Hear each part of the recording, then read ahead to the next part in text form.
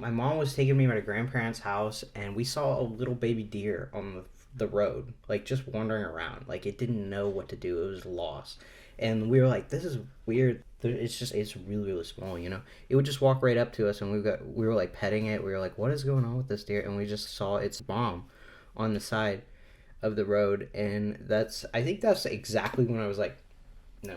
Wow. I was like, "I'm not hunting with you."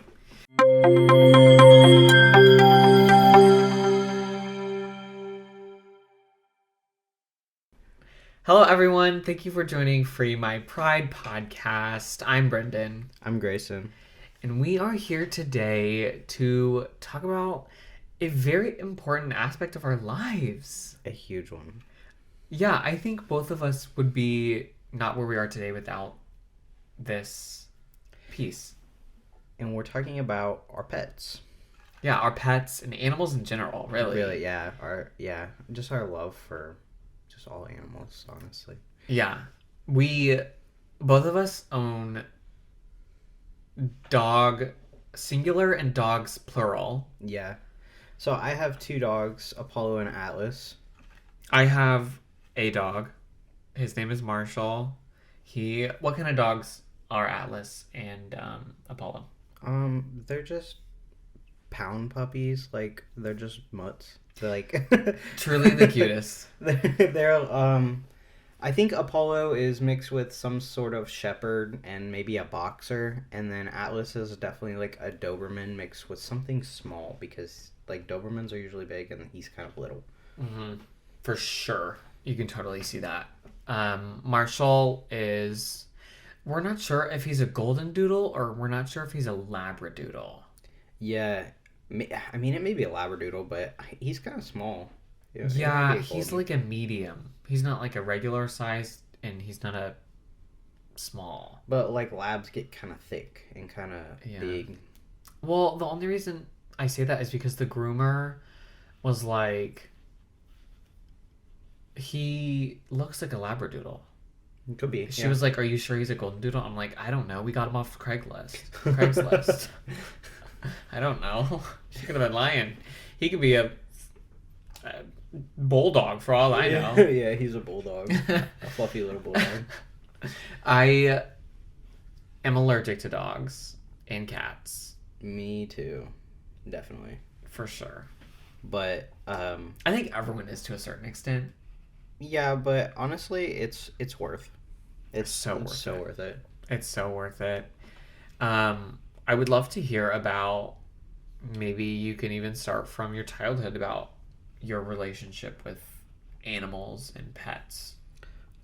Yeah, so I've had dogs since I could remember.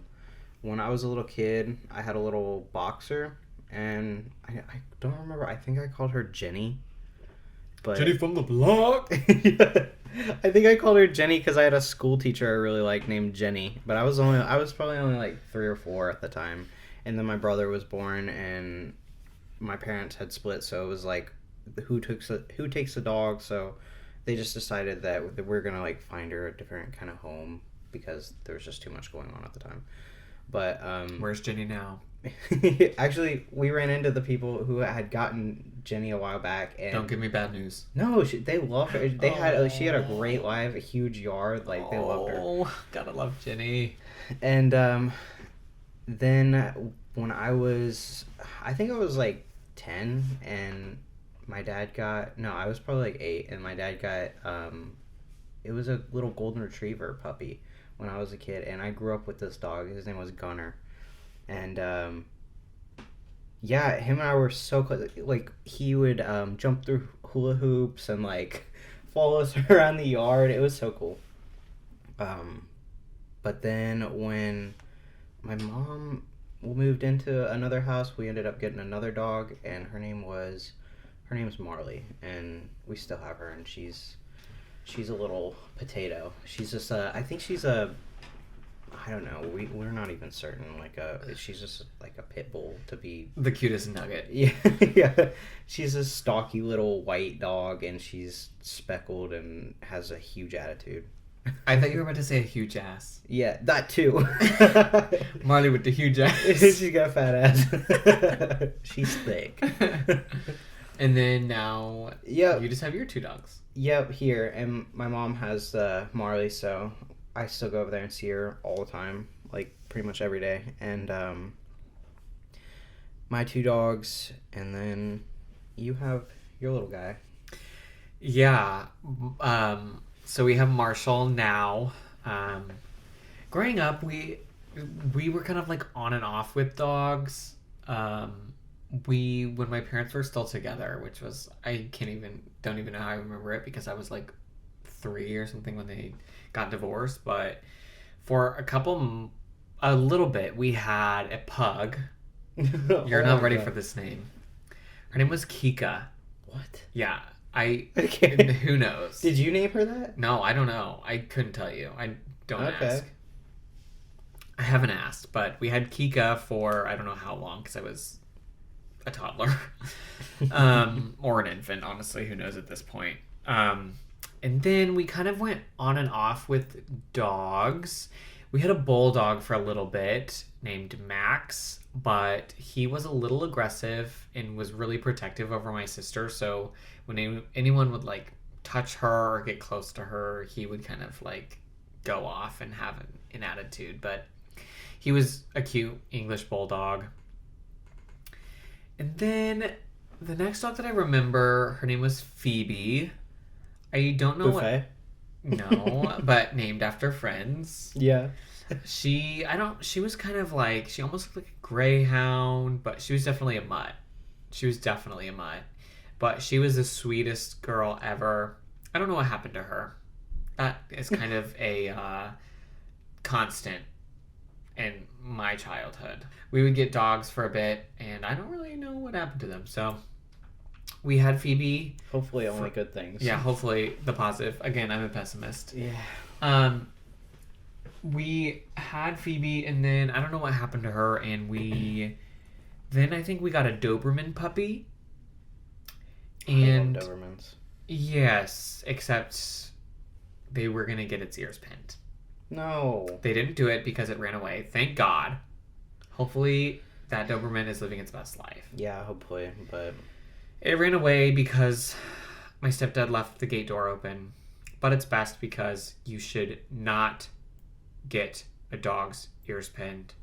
yeah, Ever. there's this weird misconception that people think that they need their ears pinned for like, I don't know, like ear issues. Yes, because so false. Dobermans do have a lot of like ear infection issues because they have big ears, but Right. never get them pinned. That's not actually cruel. It's not a true story at all. It's so cruel. It doesn't help them. Same with declawing a cat, which my dad did. And then I guess about that time, my dad and my sister and we got a cat. Her name's Abby. She's still with us. That sounded... Are you with us? She's Abby? Are you in the room? We're on a Ouija board. She is still living. She's pretty old, but she has become, because my dad doesn't really socialize her and doesn't have many people, she like doesn't come around anymore, and I'm not over at my dad's enough to like go visit her, so I haven't seen her in a long time. But she's thriving. But she's thriving. She's living her best life in a house with one person. And so then after Abby on my dad's side, my dad just still has her, so he hasn't gotten anything else. But after the Doberman puppy on my mom's side, we got, I don't know if there's any dogs in between there, but we got 2 English Mastiffs, Riker and Otis, which were the dogs that I feel like I grew up with and like bonded with the most. They weren't my dogs, like air quotes, like they were my family's dogs, but I fell in love with like bigger dogs, like English Mastiffs. We had 2 of them. They were brothers, Riker and Otis, and I loved them very dearly. And it kind of was like in the movies, but like my mom was like, they're going to live on a farm. No. So I don't know. I don't know what happened there. Hopefully they're on a farm. So then after we got rid of them, that was actually my senior year of high school, and I moved out at that point. So then I moved in with Miles, and after of like 6 months of living with each other, we decided to get a dog in our 450 square foot apartment. Lucy. Her name was Lucy. Grayson got to meet her plenty of times. And she was a Beagle Bulldog, and when we adopted her, she was 6.5. And it was truthfully like a bulldog's body. Someone like took off a beagle head and like put it on a bulldog's body. Yeah, because she had this stocky little body with she like had the wide stance going on, and then it was just a beagle head. Literally, it was like someone with the big floppy ears cut off at the neck a beagle and a bulldog and just like mismatched them. She had a little heart spot on her ear. It was so cute. Yeah, she was such a good dog. She was such a great dog for us at the time. She had an attitude, though. She had a lot of attitude. She had a big personality. She was sassy. And she passed away last...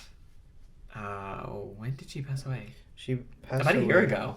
Yeah, it's coming up on a year. It was like over the summer. Yeah, like June or something. I think August, early or late August. Yeah, almost a year, I would say. She passed away. That was really hard because that was like my first dog, really. Like that was like mine. Obviously it was Miles and I's, but like we are one. Yeah. So like that was our dog, and like that was the first dog that we had nurtured and like just really like fell in love with. So that was really difficult having to get over her. We didn't get a dog for a couple months. And I actually like found out I was allergic to dogs because Lucy passed away, and like my allergies suddenly started getting better. So you said, you know what we're gonna do? We're gonna get a dog again. Yeah, well, we realized that that we should probably get like a hypoallergenic dog. Yeah. Because I was just miserable. I mean, like my allergies are so wacky.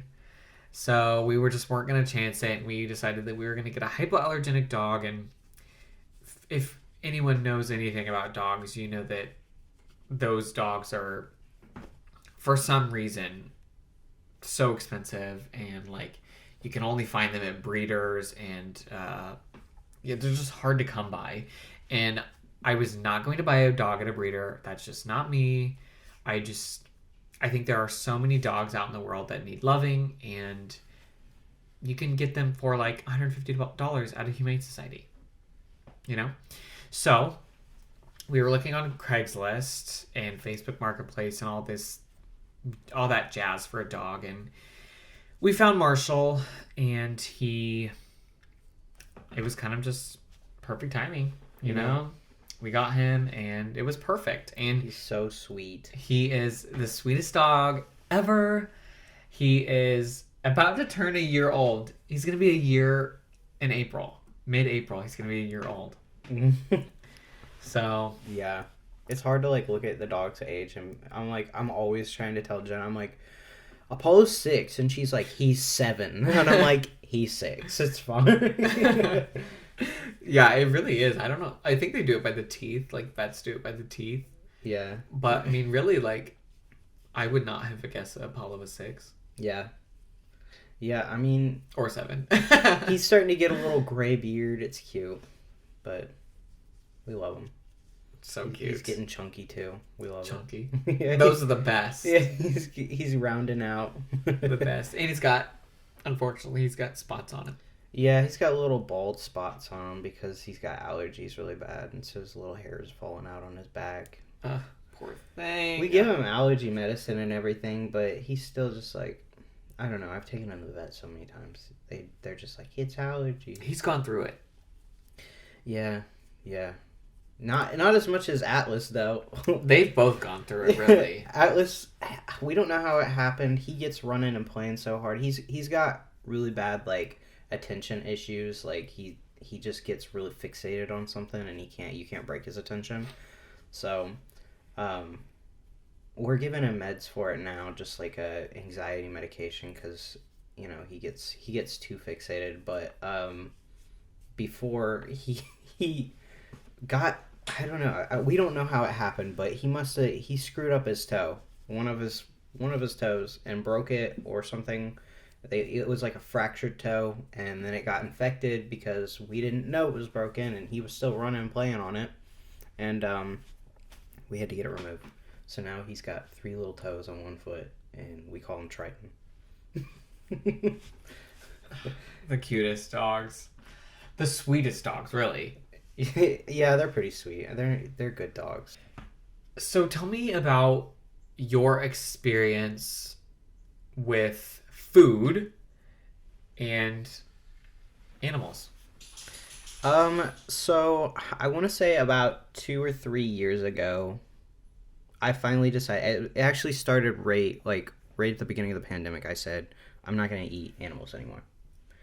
Just like a hard cut. Yeah, I just cut it off. I was like, no more. Like at the start of the year, I was like, no.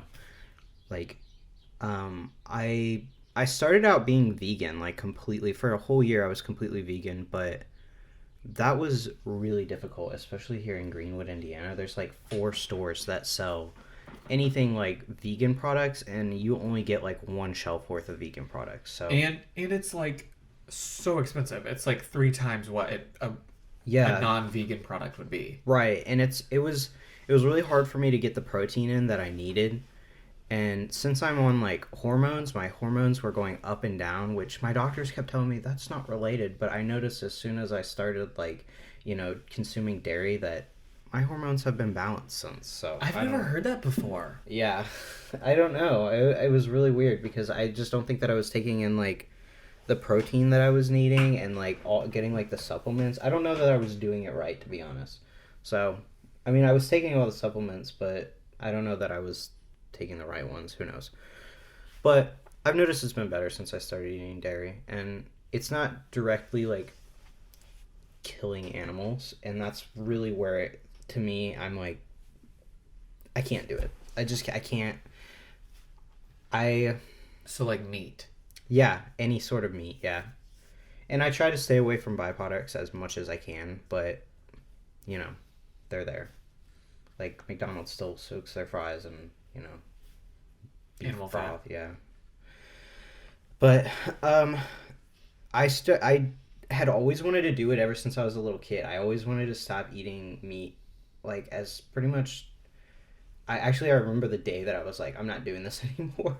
Wow. But I had to stop. Like, I had to do it up until then because, I was still living with my parents and stuff. So it was like, it was kind of hard to do that. And I just ate what they made. So, but Did you mention it? I mentioned it to my friends. Yeah. I was like, I don't want to do this. And I know that some people, they're still like, this kind of sucks that you don't eat meat because... A stigma. Yeah, because like a lot of restaurants don't serve a lot that I could eat, and people want to go to those restaurants, and I'm like, sorry, but They're not your friends. But when I was like, I think I was like 12, my dad wanted to go hunting with me, right? And he was like, yeah, like I'll take you hunting, like it'll be a great time. I was down in West Virginia at the time. And I was supposed to go, like, that week. And my mom was taking me to my grandparents' house, and we saw a little baby deer on the road, like, just wandering around. Like, it didn't know what to do. It was lost. And we were like, this is weird. It's really, really small, It would just walk right up to us, and we were, like, petting it. We were like, what is going on with this deer? And we just saw its mom on the side of the road. And I think that's exactly when I was like, no. Wow. I was like, I'm not hunting with you. And Greyson still has Rick to this day. He lives in the backyard. No. Yeah, me and that little baby deer. No. But I think that's like, I don't know. It makes me like wonder if I were to have that same experience, if I would feel the same way, because I probably would. Yeah. It's just like, I've never had that experience. Right. Yeah, I think that like, and like, I mean...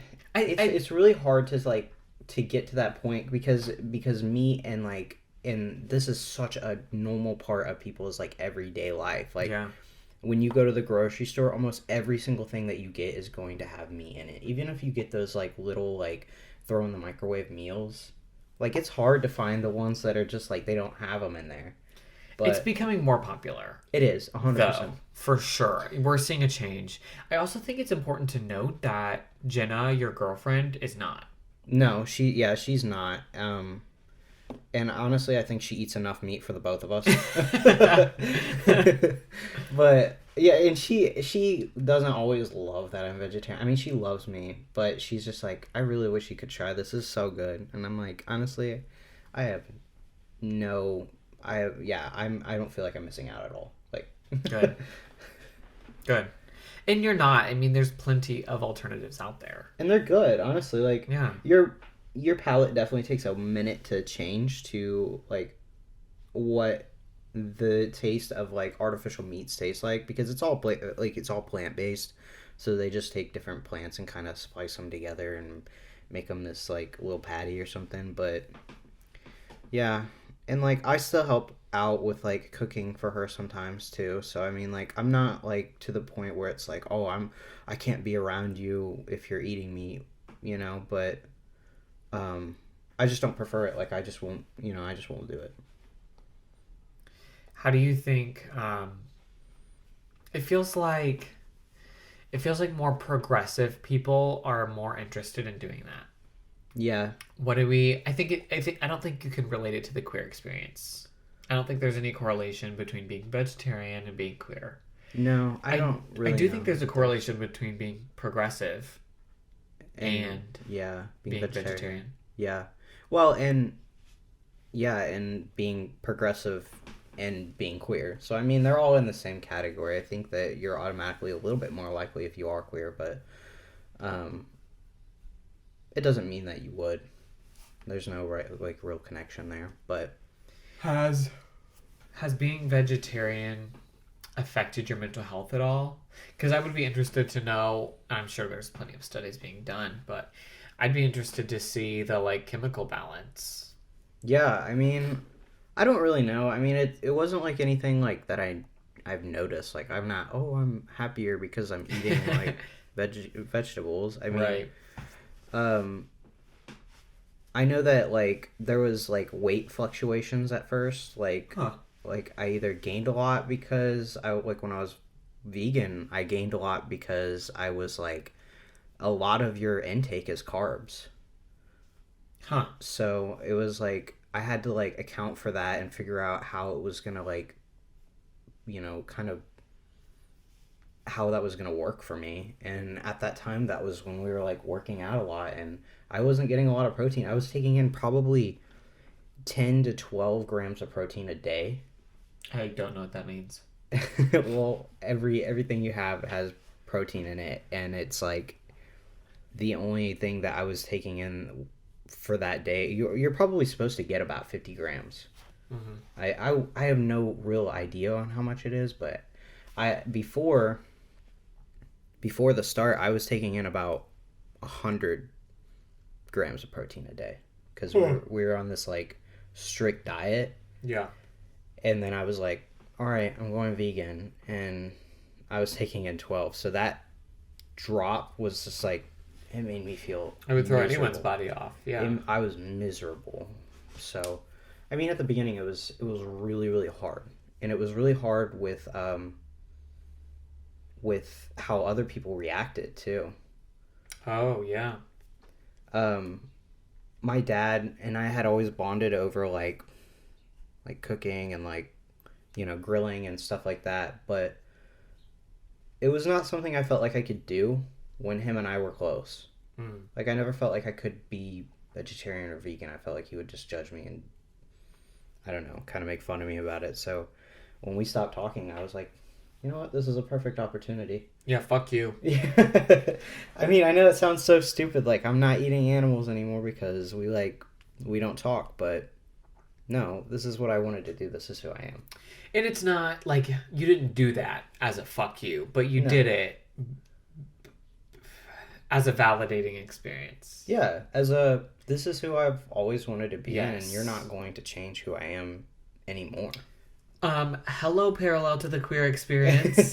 Yeah. You know what I mean? Yeah, exactly. Truthfully, though. It is. Like, I do think, I'm sorry to tell you, and you already know this, but, like, you do get judged for being vegetarian. Oh yeah. You know, people don't understand it. Yeah, they judge people based off of that a lot. I mean, like, And it's the same thing for the Greeks. they almost like think that they're like weaker. Like you're not as strong. You're not a real man because you don't eat meat. And I'm like, that's stupid. Like, why are you gonna connect being a real man to like eating meat? That's yeah, for sure. I But they do that a lot with like just being either gay or trans in general. I mean, honestly, like I was so used to hearing that anyway. Like, you're not a real man. it's so sad. Yeah, but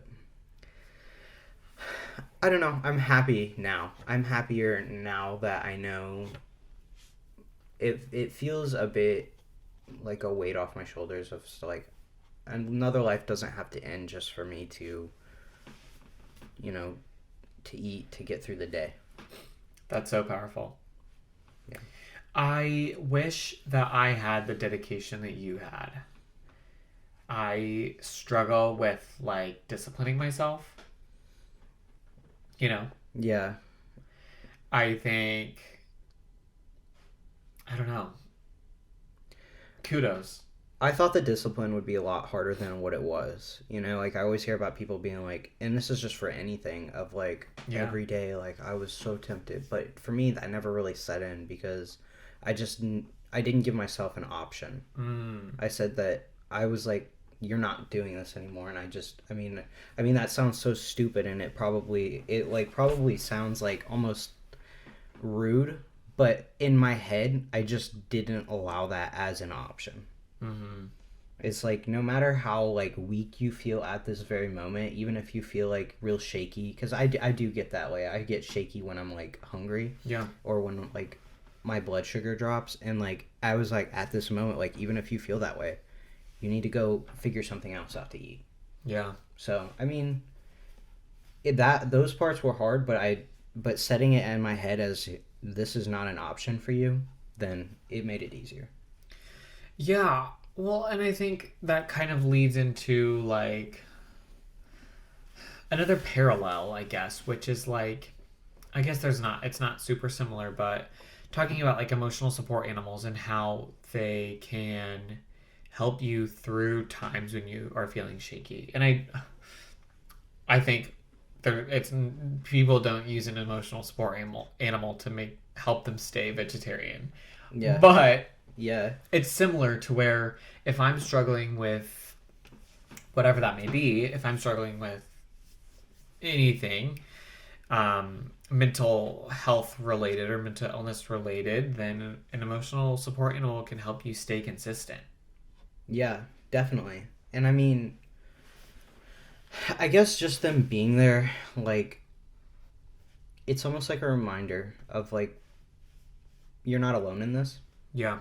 So, because a lot of people, I mean, you see it with these people who are like traveling the world in a camper with their dog. Yeah. Like a lot of people, the dog is really their only, or any animal, but you see dog more popular or more common. That's their best friend. Yeah. You know, and other than that one person who tried to bring a peacock on a flight for their emotional support animal, dogs are pretty much the most popular for ESA specifically. Yeah. Dogs, I mean, I've seen people do it with cats. Yeah. I mean, I've seen people do it with like rabbits as well, which is kind of wild, but I mean, I like it. Yeah, I mean, I think you could bond to anything. And you know something else is that I've noticed, and I've just seen it on the internet a lot, is that people are struggling with like getting their emotional support animals or their like actual like licensed, what are the therapy dogs, you know? Yeah. Like the ones that perform actual tasks, like into places. And I'm like, yeah, why? You're like, this needs to be more recognized as the fact that like people need these. Like these are actually animals that help them. Yeah. And like, I think if you do have an emotional support animal, then and you're wanting to bring it in with like to places with you, I think it's just really important to make sure that the animal is like well trained. Yeah. Enough to like react around people, you know, like because I've seen them, like, I don't feel like that's an issue though. I've seen it to where it can be an issue though. You think? know? Yeah. Where people are just kind of pushing the envelope a little bit. Well, you can register them online for free, or not for free, but for like $150. Yeah. Like easily, you know, and I think people take advantage of that. Yeah. I don't honestly like I've read that it's not even required, like if it's a real like a real emotional support dog, it's not even a requirement for them to have Training. Or to have the tag or something. I don't know, that was weird. Oh. There's so like it's so hard to like find resources about that as well. Well, for them to be considered like where they wear the vest, you know what I'm talking about? Like an actual ESA. Yeah. Like they have to go through like rigorous training. Really? Like they have to go, yeah, I mean, we just took Marshall into his intermediate dog puppy training classes, and they had 2 emotional ESAs in there, and they have to be on their ass. Yeah. Like they've got to really, because that's what they're trained to do. Like a lot of these dogs, and I don't actually think they're considered ESAs. I think they're considered like, I don't know, therapy dogs or whatever, but are helping people with like seizures to help, like a dog can detect if someone is about to have a seizure, or like if they're seizure prone, you know? Yeah. I think there's a different name for them. I don't Yeah, know it's what not therapy dog. I can't remember what it is. Yeah. It's like ESA. It's like it's got that, but it's like Yeah. Whenever we like go on vacation and we don't take our when we don't take our dog, whether it was Marshall or our past dog Lucy, I get really anxious. And like it makes it really not enjoyable for me and the people around me. Grayson knows. I mean, oh, I know. Grayson knows. That's a whole other story for another day. Yeah. But it makes me really worried. And so I guess I would consider I've considered registering Marshall as an ESA so he could go places with me, so I'm not like worrying about him, because on the daily, you know, I'll check the camera. Like we have a camera pointed at him so I can check it throughout the day. And I'll check it 3 or 4 times a day when I'm not there. You stalking Marshall? Yeah, really. I mean, but like maybe that does clarify as that, you know, he should be an ESA, just because it makes me anxious. I don't know. I think the line is really blurred. Yeah. Yeah, and I just feel like, honestly, I feel like we need to incorporate like animals a part of our world more often. Yes, yeah. Like it just needs to like not be so frowned upon for people to bring their dog along. Like that's Yeah. I don't know. I think there's a lot of things, and we are not educated on them. No. You know, when it comes to specifically emotional support animals. But there are a lot of positives and negatives to having pets. You know, we talk about dogs a lot because that's what we have. Right. But we're talking about pets in general, and I think overall there are a lot of positives because, for example, of an emotional support animal, they're there for emotional support. Like having another heartbeat next to you. And I read a study recently where humans sleep better and wake up much happier when they have a dog breathing right next to them. Really? Yeah. It was really cool. It's probably just a comfort. For dogs, I know it's just like as mutually helpful. I've heard somewhere where like dogs will press their like head up against you, puppies, to hear a heartbeat as if they were like in their mom's I'm gonna womb cry. kind of thing. You know, they'll press their head up against you just to hear your heartbeat. Like that's so sweet. Well, when we did get Marshall for multiple times, multiple days, weeks, I did take my shirt off and hold him towards my chest. You had skin to skin with your dog. I had skin to skin with my dog because I wanted him to like me more than Miles. It's true. It's true. I did. There's always that desire to be the favorite one. You know? Apollo, his favorite one is Jenna, and to this day, I'm so mad at her about it. Okay, but Atlas Atlas is so yours. Oh, 100%.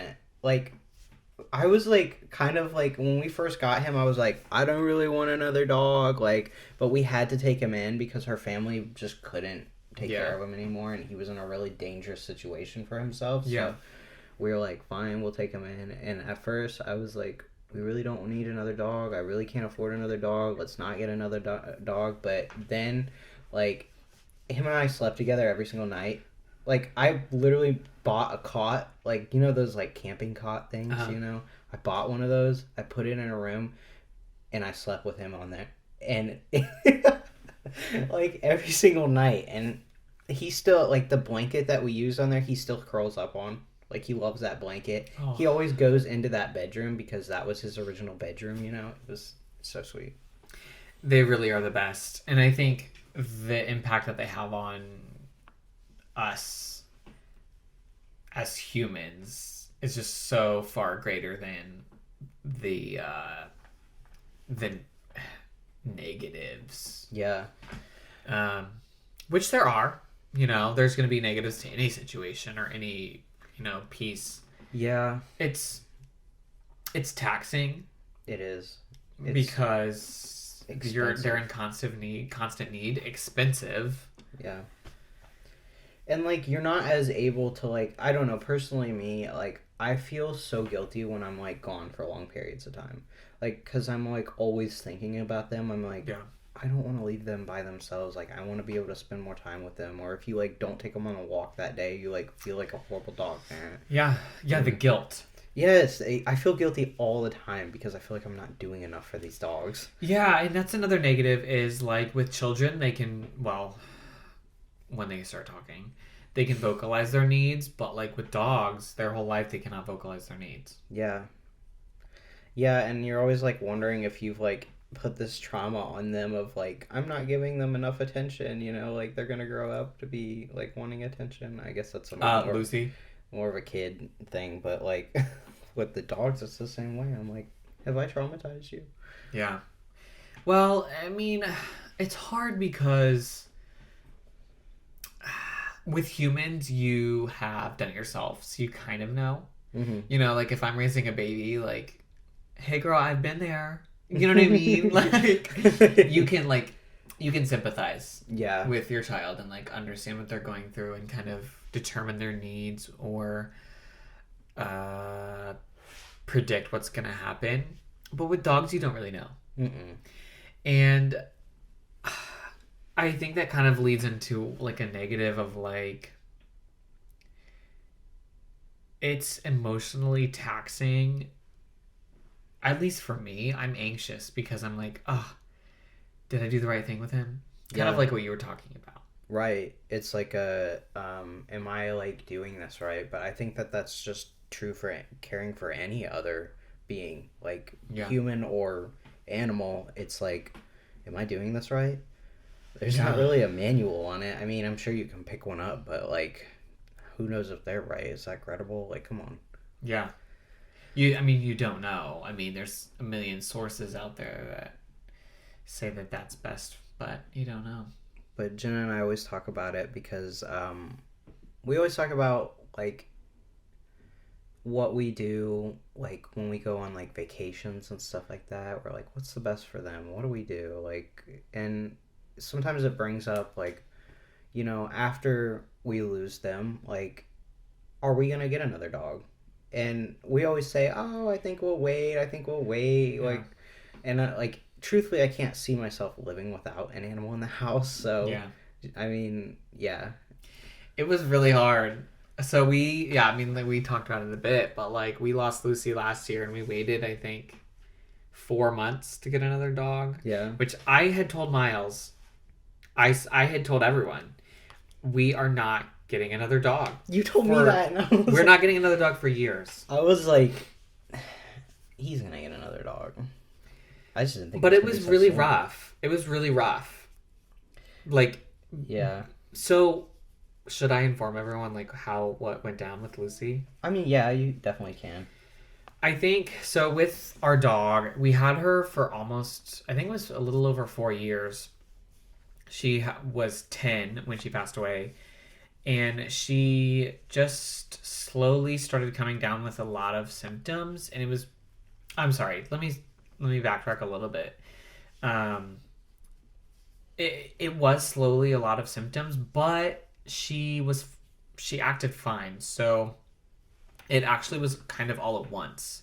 So she had been struggling with Cushing's disease, and we thought that that was going to be fine. We decided to not put her on medication or have any like exploratory procedures done.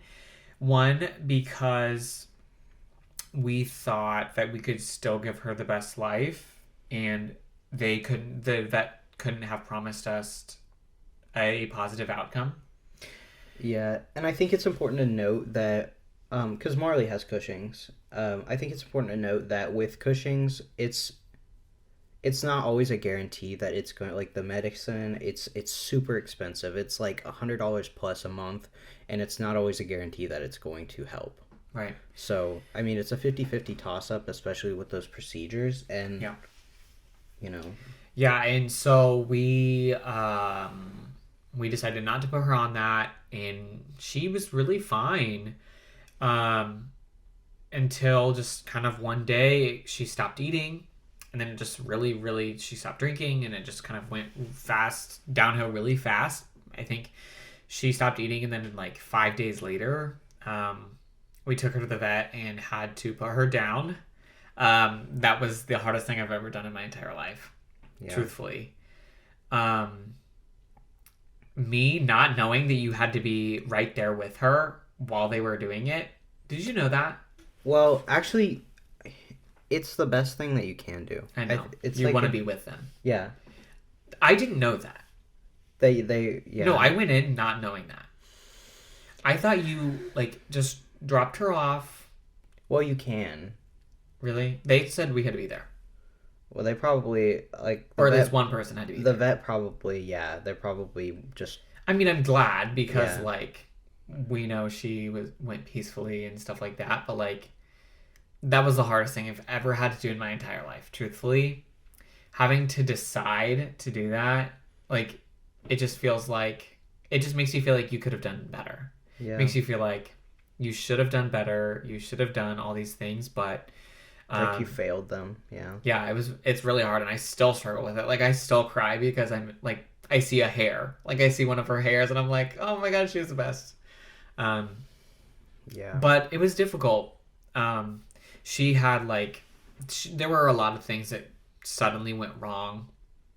Like, she had fluid in her belly, and they said she most likely has heart disease and lung disease. Yeah, you said that she had a tumor as well. Yeah, she had, like, I don't know, like 3 tumors or something. I don't know. It was just a lot all at once. She was older, But 10 isn't old. But she was older. I know, for her breed. I don't know. It was really sudden, and it fucking sucked, to be completely honest. Yeah. But, yeah, I had said that I didn't want another dog because, I don't know, I didn't want to, like, get rid of her, but we were proactive. Like, we didn't throw away all of her stuff right away, Yeah. We still, whatever, I still keep her picture and her collar next to my nightstand. We have her ashes in our bedroom, yeah, and we had decided that it was the time to get another dog. I think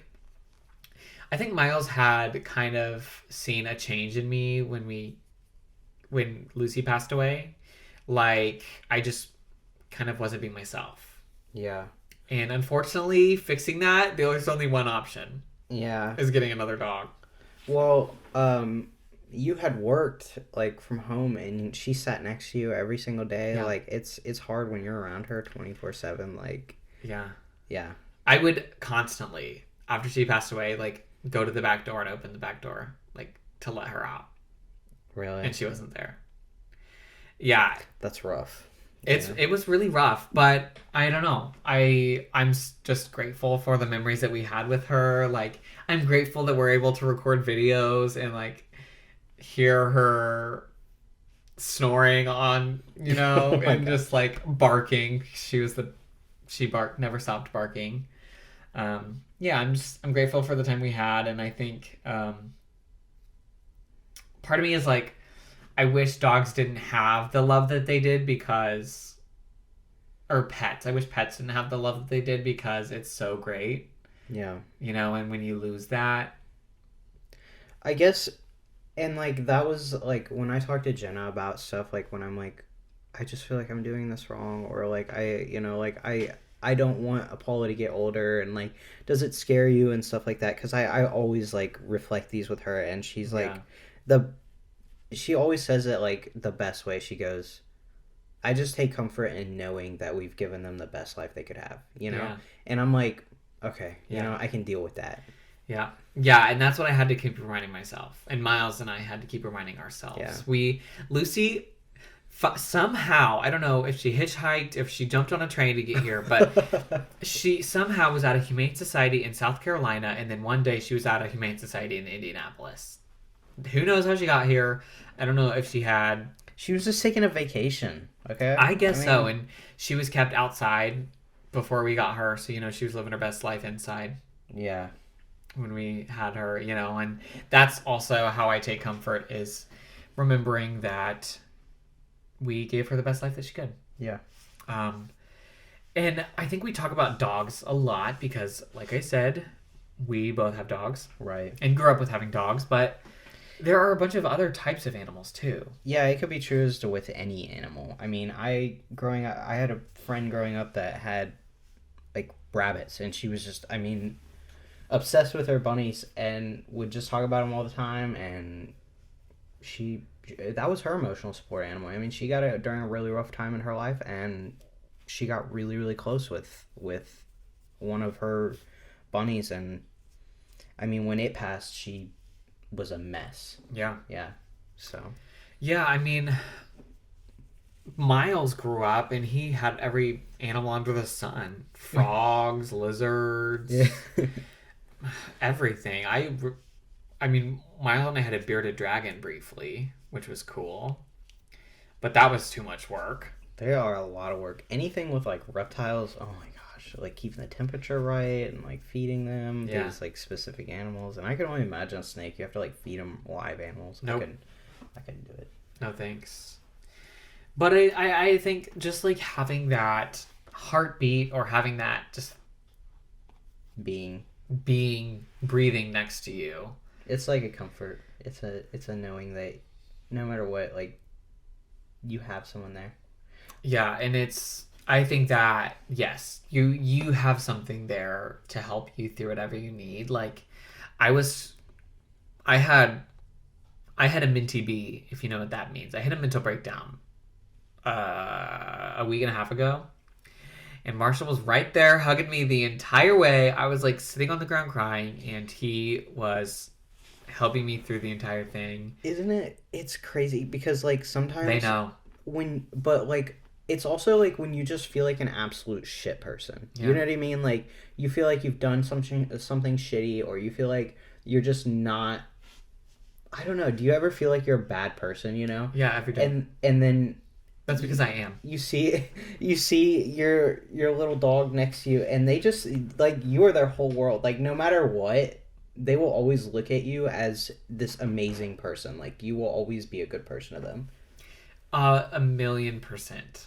1,000,000%. And that's why they help you through. Like there's no words. Yeah. You don't speak to them. There's no judgment. No, and there's no real communication there. And they're just there to love you.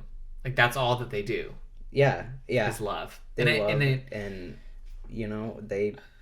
they Yeah. want to be loved back, and like I don't know, it's like you always have that. I don't know, I just love it. It's great. Yeah, they're great. 10 out of 10 couldn't recommend enough. Yeah. The comfort that they provide is just otherworldly, truthfully. It's like a break from everything else. Like you don't have to think about anything else going on in your life. You just have them there. Yeah, there's such an upper for someone's mental health or mental illness, and I really couldn't imagine not having that.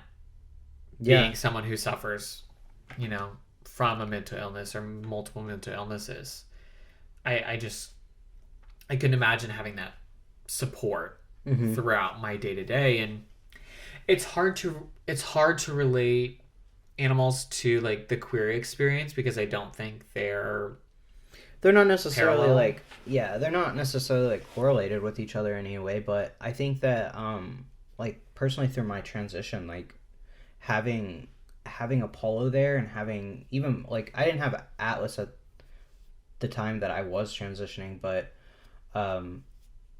having like Apollo and Marley there, like that was because they look at me as just a person, like they're not going to judge you. Yeah, they just view me as like that's a human. Yeah, when I'm like very gaily fake voguing down the hallway, like I'm like duck walking and like voguing down the hallway, Marshall doesn't care. Yeah. He loves me. I mean, I'm over there like judging the hell. I mean, yeah, you strut, it's fine. It's fine. But I think it's just great. I think they provide so much support, but also it is a commitment. It is, so 100%. You have to remember that and really weigh the pros and cons. And not take on a commitment that you cannot manage. Yes. Because they deserve the world. All right. Thank you for tuning in to our rambling session today. We just wanted to show our love and support for animals in general. Mm-hmm. Yeah. In whatever capacity that means for you. All right. Have a nice day.